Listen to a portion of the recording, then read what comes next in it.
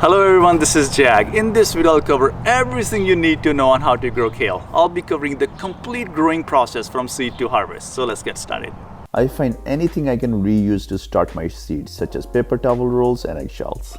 I added growing medium to paper towel rolls and also added growing medium to eggshells and then placed eggshells in the egg carton. I planted seeds in each container and the seeds germinated in just 5 days. Little kale plants appeared out of the eggshells. I like using paper towel rolls because you can plant the entire plant including the paper towel roll in your garden and the paper towel roll will decompose naturally. I made a video on 5 trash items you can use to start your seeds. I'll leave a link to the video in the description. After 10 to 14 days, the kale plants are ready to transplant in the garden. Kale grows best in full sun and soil enriched with organic compost. Simply break the eggshell and place the plant including the eggshell in your garden and cover with soil. The eggshell will decompose naturally and provide calcium to the plant. Plant spacing should be 18 inches apart and row spacing should be anywhere from 18 inches to 2 feet apart.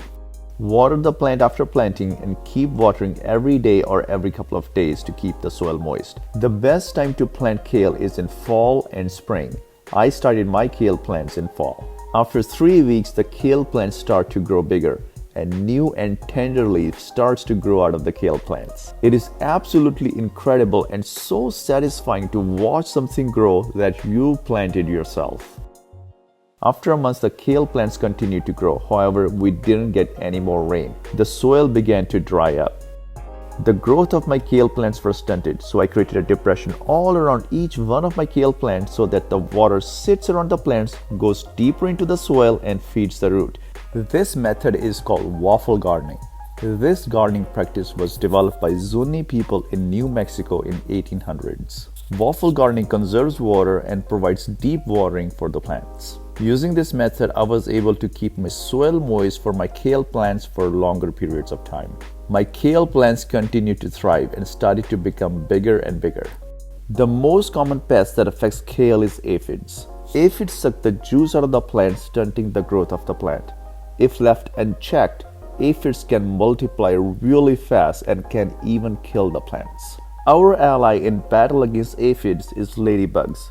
Ladybugs are natural predators of aphids. You can buy or attract ladybugs for your garden to combat the aphids. I also made a video on 5 beneficial insects you must have in your garden.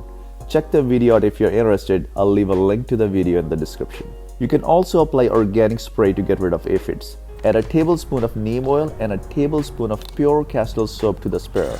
Add 2 gallons of water. Pump the sprayer and spray away.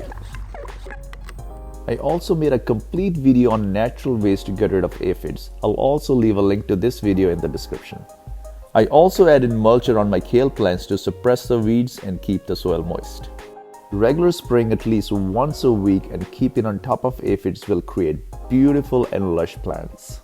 After 2 months, the plants are about 10 to 12 inches high, and at this point, you can start harvesting kale leaves. To harvest the leaves, cut the leaves from the bottom of the plant. As the plant grows, you can continue to harvest the leaves from the bottom of the plant so that the top leaves continue to grow. These leaves are really good sauteed. Kale is frost resistant and can handle freezing temperatures really well. We got a lot of frost in December and kale survived like a champ.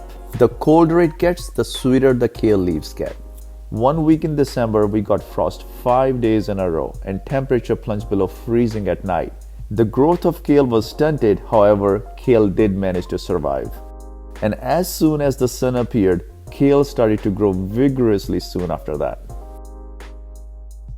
I absolutely love how sunlight penetrates through the kale leaves. These look absolutely gorgeous and they can actually be used in landscaping around houses as well. Hey, you can build an actual landscape garden that you can eat from.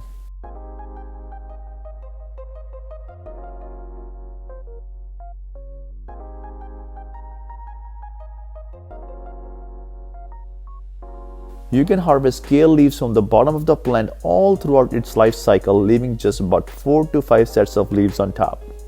After 3 months, the kale plants are 2 feet tall and loaded with leaves. Constantly pick kale leaves from the plant and this will encourage the plant to become bigger and produce more leaves.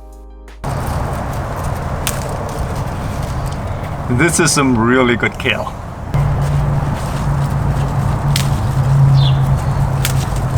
You can just snap these kale leaves right off the plant and you can make kale chips or add it to your salad. Well, check out this bountiful harvest of all of this beautiful kale. I really hope you enjoyed this video, and I'll see you in another video.